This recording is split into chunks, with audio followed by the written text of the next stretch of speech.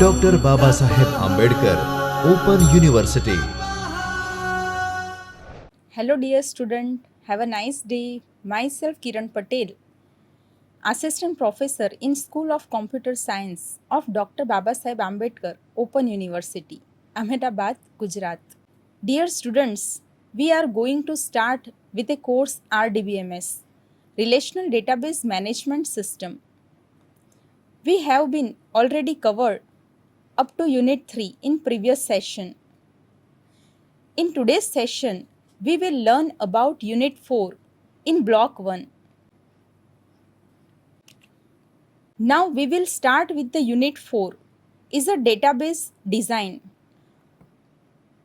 First of all, we see the agenda of Unit 4 is learning objectives, characteristics of relational table, keys, integrity policies means integrity rules, relational set operators like union, intersect, minus, product, join, select, etc. Attributes, relationship contains in a relational database, connectivity and cardinalities, relationship strength, relationship degree such as unary, binary, ternary, etc. The database design process like top-down versus bottom-up design and centralized versus decentralized database design.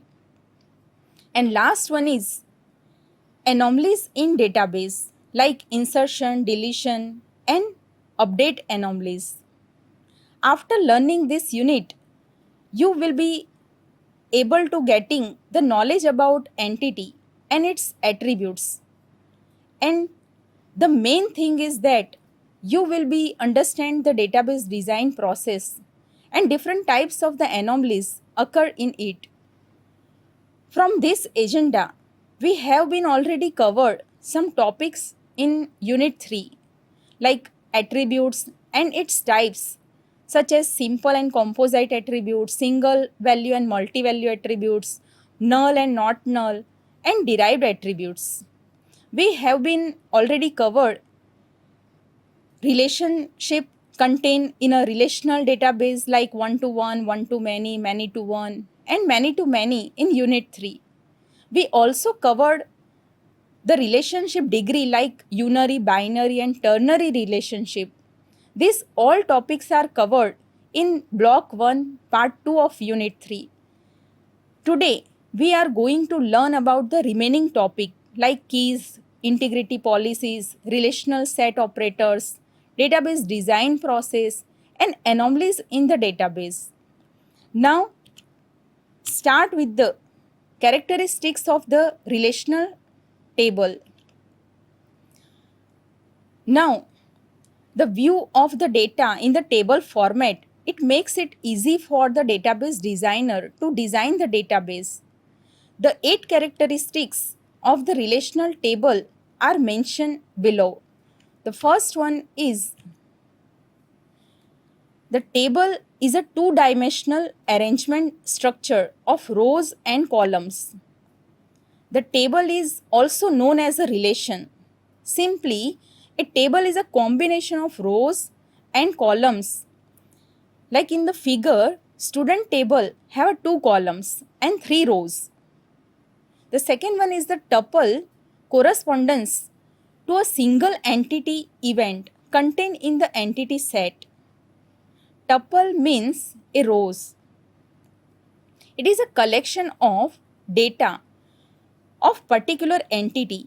For example, student is an entity and a collection of data like student roll number is equal to 1 and his percentage is 95.65 is called the tuple. Now the third point is every relational table have a columns or an attributes which should have the distinct name means that every table must have a unique column name. In the figure, roll number and percentage is a unique column name, is a student. table in which is not repeated in the same student table. The fourth one is intersection of the rows and column represent a single value in a table. Now fifth one is in the column every value must be correspondence to the same data type and format. Like percentage column have a double data types. Every value in a percentage column is a double data type format. The sixth one is each column can have definite range of the value known as the attributes domain.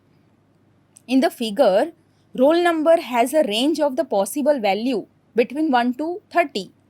So it contains 1 to 30 range only. The seventh one is the sequence of the rows and column is irrelevant in the DBMS. The last one is every table must have an attributes or its combination that can distinctively identify a tuple. Means the column or the combination of the columns in the table is used to uniquely identify the rows or tuples. Simply, it is called the key attributes or the key columns. Now, what is keys? A key consists of one or more attributes that determines the other attributes. It is used to uniquely identify the each rows in a tables. Each table must have an attributes that is unique and it's able to identify the unique record of the table. For example, roll number attributes in student table contain a unique data. So the roll number is used to uniquely identify the other attributes like name, city, phone number, etc. So the roll number is a key attributes. This statement can be denoted by the arrow sign. For example, roll number, arrow, name, city, and phone number attributes. This concept of determination is known as a functional dependencies. The functional dependency can be defined as the non-key attributes is determined by the key attributes is known as a functional dependency. For example, the non-key attributes like name, city, phone number in a student table is determined by the key attributes like roll number.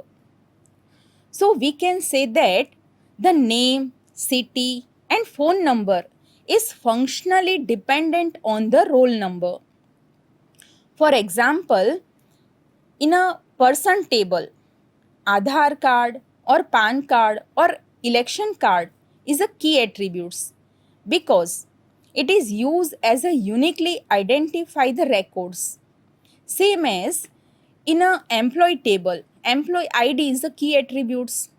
In a customer table, customer ID is a key attributes, etc. Now the next is different types of keys. First is the super key. What do you mean by super key? An attributes that uniquely identifies each rows in the table is called the super key. For example, roll number or phone number are individually uniquely identify the records in the student table. So, individually it is used as a super key. Now next one is a composite key. A composite key, it is a combination of two or more attributes that is used to uniquely identify the records in the table. For example, the combination of both roll number and phone number are uniquely identify the records in the student table. So the combine of the roll number and phone number is a composite key. We also combine the key attributes with the other attributes, like roll number is a uniquely identify the records. It contains the unique data. So we can combine the roll number with the name to identify the unique record. We also combine the roll number with the city attributes or roll number with the phone number attributes to identify the unique records. Now, what is candidate key? A candidate key is a minimal super key or irreducible super key. Means the super key have a no subset is called the candidate key. For example, roll number is individually enough to identify the unique records in the tables, or only phone number is individually enough to identify the unique records in the table. So individually it is called as a candidate key.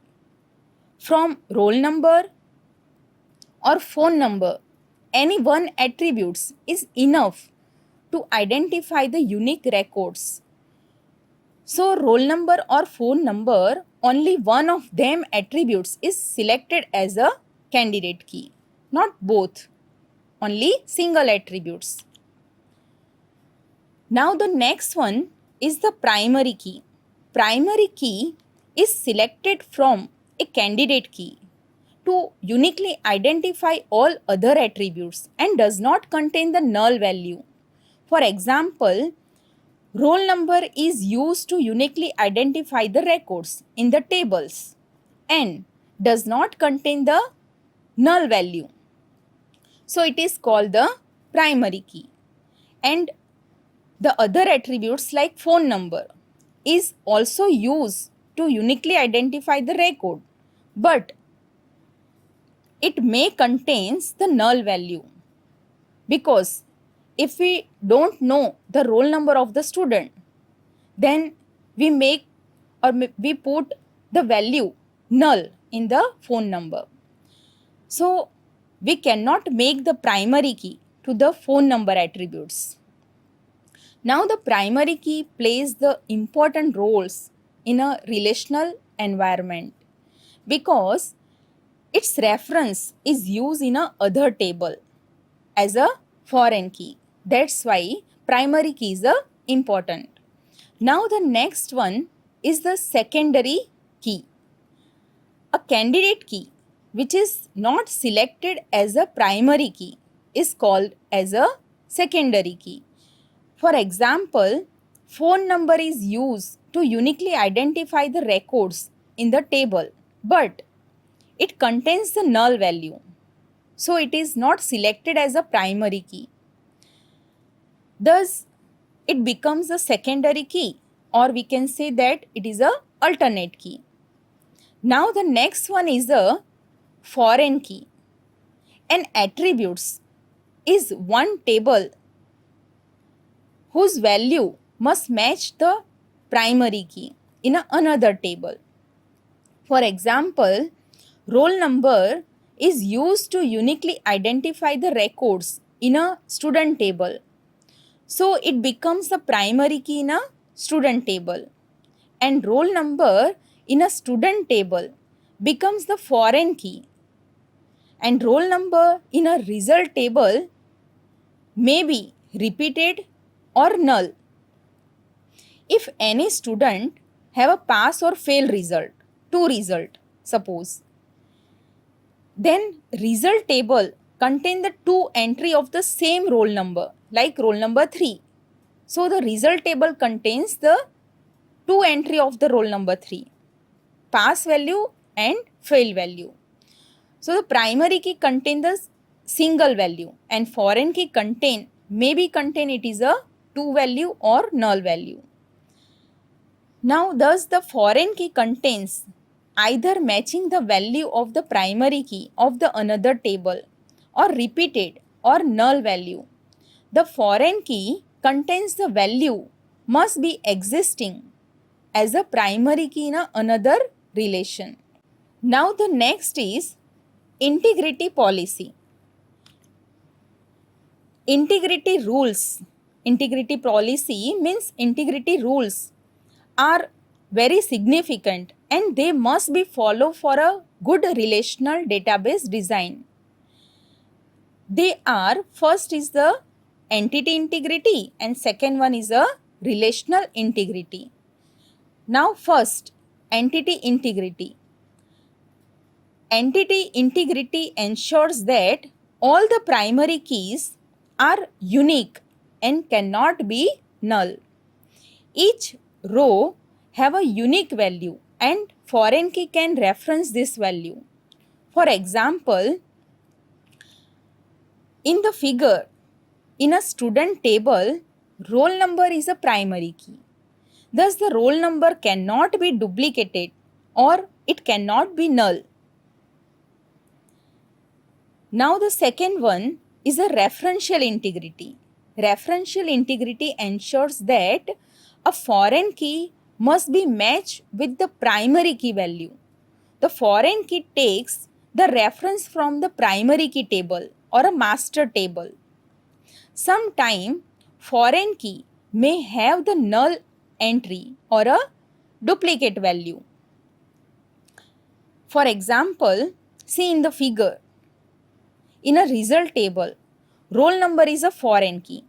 It takes the reference from the student table, roll number of the student table. Thus, the roll number in a result table can be duplicated or it can be null. Now, the next one is the relational set operators. There are 8 relational set operators populated by the relational algebra to implement the various operations.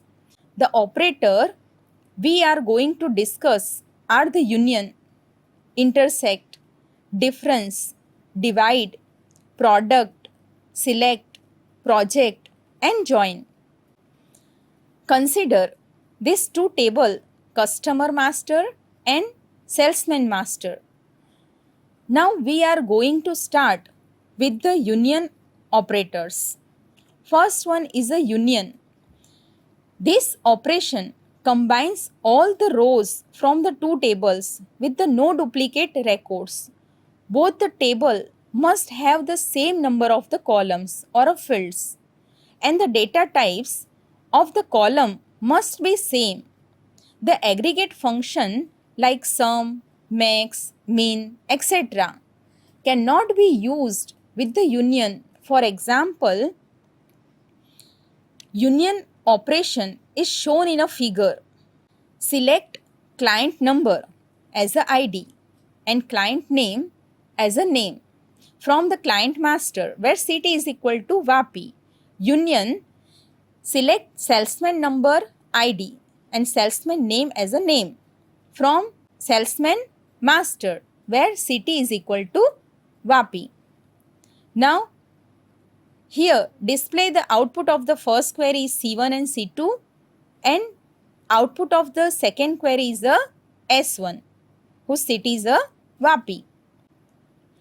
Now the output of query 1 is a C1 and C2 and query 2 is a S1. So the union combines the both result together and final output of the union is a C1, C2 and S1. Now the next relational set operators is the intersect.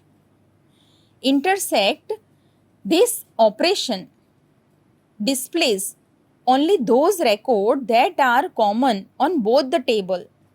The example of the intersection operation is shown in the figure. Select the salesman number, salesman name from the salesman master where city is equal to VAPI.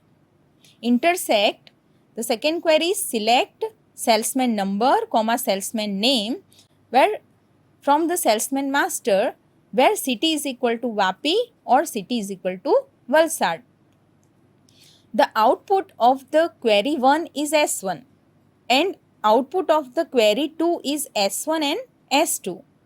The intersect display the common records in both result. The intersect display the common records in both the result together, and final output of the intersect is S1. Now the next relational set operators is a difference or a minus. It displays all the records in a one table that are not found in another table. The result of the difference operation is shown in the figure. First query is select salesman number from salesman master minus select salesman number from product master. The output of query 1 is S1, S2 and S3, and query 2 is S1 and S2. So the difference or minus is display uncommon records in both the result together, and final output of the differences is S3. Now the next one is a divide. This operation use one single column table as a divisor and two attributes tables as a dividend. In this operation, the table use must have a common attributes. Here, the first table is divided by the second table, where both the table share the common attributes key and does not share the location. The output display only the value that is associated with the both C and D. The next one is a product operation. The product operation means multiply. It display all the possible pair of the rows from the two tables. This operation is also known as a Cartesian product operation. For example, if one table has a 3 records and another table has a 3 records, the product operation will display the 9 records. It is like multiplication operation. The product operation is performed between the client master table and salesman master table. The output of the product operation is shown below. Now the next one is the select. These operations display all the records from the given table that satisfies the given criteria. This operation is also known as a restrict operation. For example, suppose we want to list all the records from the client master table where the client name start with the letter R. So the output of the select operation is shown in the figure because the name start with the R is a two person, Rohan and Ravi. Now the next one is a project. This operation display all the values for the selected attributes, which is vertical subset of the given table. The result of the project operation is shown in the figure. The select start from the client master. Project select city from the client master. So the output of the query 1 is all the records of the client master table. And the query 2 is a city of the client master table. So the project is select the city attributes from both the table, and final output of the project is display the city column. Now the next one is joins. Join, it is used to display the information to be combined from the two or more tables. Here we use the primary key and foreign key concept. There are different types of the joins. First one is a inner join or a equijoin. What do you mean by inner join and equijoin? It returns all the rows when there is at least one match in both the tables. Inner join means at least one match. So both the table, student table and result table, in both the table, record 1, 2 and 3 is displayed in a inner join because these three records are matched in both the table. Now the left join. Left join means return all the rows from the left table and match the rows from the right table. So here the first table is contain 1, 2, 3, 4 and 5 records. So the left join display all the records of the student table. Now the next is right join. Return all the rows from the right table and match the rows from the left table. So suppose left table is a student and right table is a result. So all the records from the result table is display. It not display the 4 and 5 number of the records. So right join display the roll number 1, 2, 3 from the result table. Now the last one is full join. It returns all the rows when there is match in one of the table. The full join display all the records from the both table. Now the next is database design process. Database design is the procedure of creating the complete data model of the database. It consists of all the logical and physical design alternatives and physical storage consideration needed to create a design of a database. It should always reflect the information system and should undergoes the evaluation and revision within a framework known as a database life cycle. There are two methods of the database design. First one is a top-down versus bottom-up database design, and second one is a centralized versus decentralized database design. Now, first is the top-down versus bottom-up database design. In top-down approach, we identify the data set and define the data elements. In bottom-up approach, we identify the data elements first and then we group them into the data set. A data set is a set of the data or a collection of the data. A data set is presented in a database tables. In a figure, entity is represented as a data set and the data elements or a data items or a value means the smallest unit of the information. In the diagram, it is represented by the attributes. Now, the next one is a centralized versus decentralized database design. In a centralized database design is conducted by a single person or a small team as shown in the figure.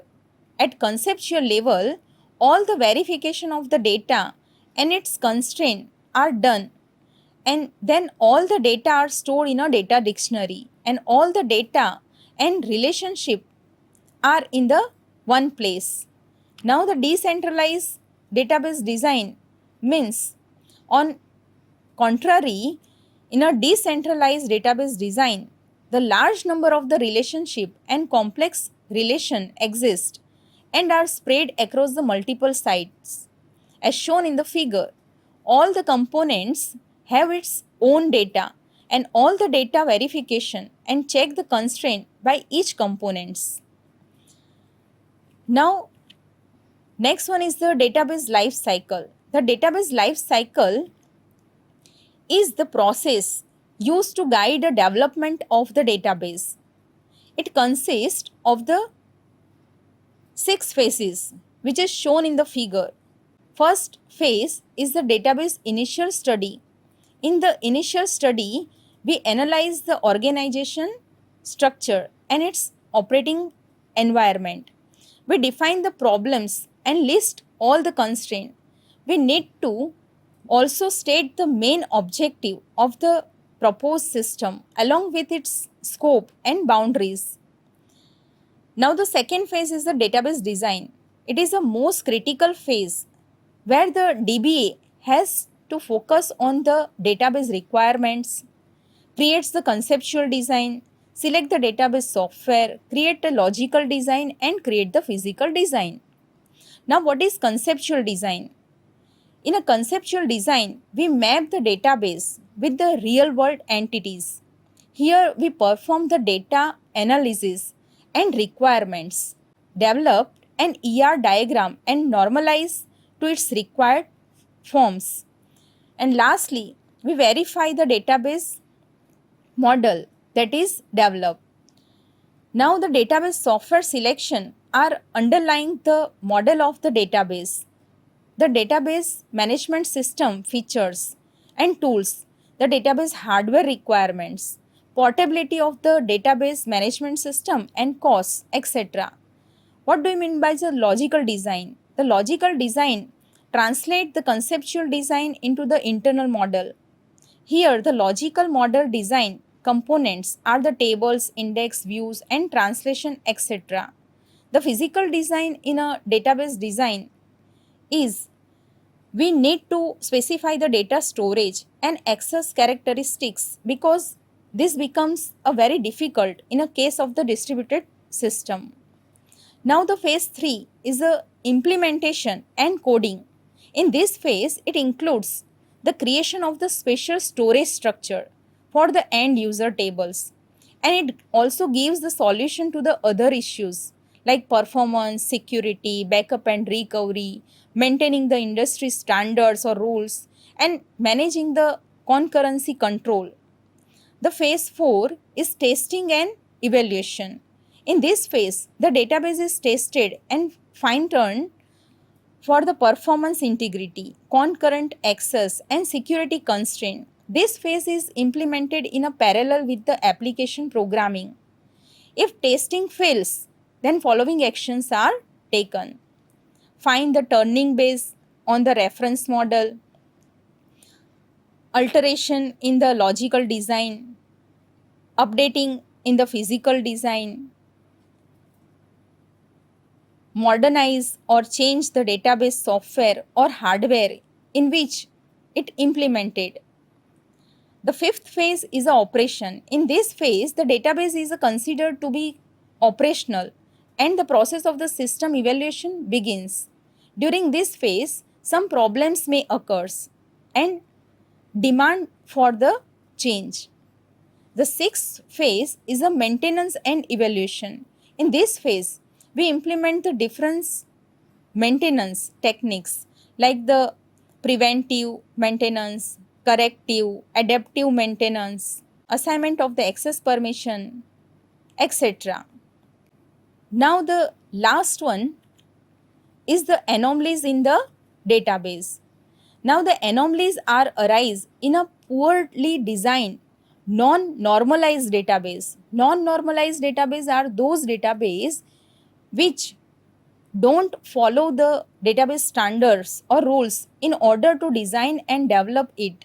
There are the several categories of the anomalies that can exist. There are the three types of the anomalies in the database.